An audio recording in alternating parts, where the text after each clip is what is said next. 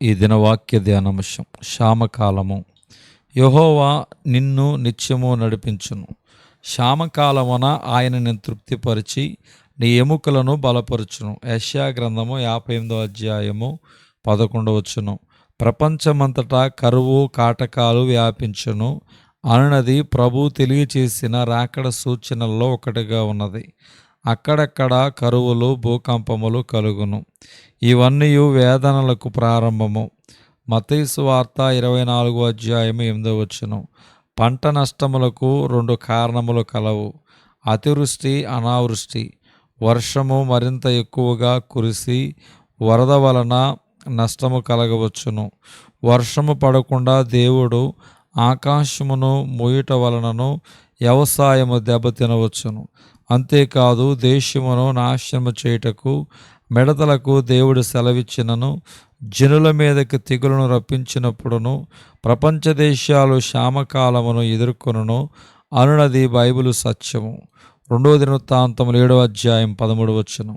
ఆనాడు అంతటా కరువు సంభవించును గాని ఐగుప్తు దేశమందు సమృద్ధి అయిన ధాన్యము నిల్వ చేయబడి ఉండను. దానికి కారణము ఫరో కనిన కల. దాని భావమును తెలియచేసిన యోసేపు బాల్యము నుండి యోసేపు చూచిన కలలు యావత్తు సంపూర్ణమొకటుకు సమస్తము సమకూడి జరిగెను. ఇందును బట్టి క్షామకాలమందును దేవుడు ఉన్నాడని మనము గ్రహించుచున్నాము.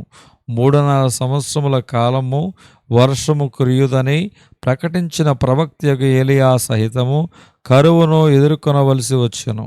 ప్రారంభములో కాకోలము ద్వారా పోషించిన దేవుడు తర్వాత సారేపాతు విధవరాలి అంట అద్భుతము చేసి పోషించెను. మన దేవుని విస్తరింపచేయు దేవుడు ఒక పూటకు సరిపడినంత పిండి నూనెను ఆయన బహుగా విస్తరింపచేసెను.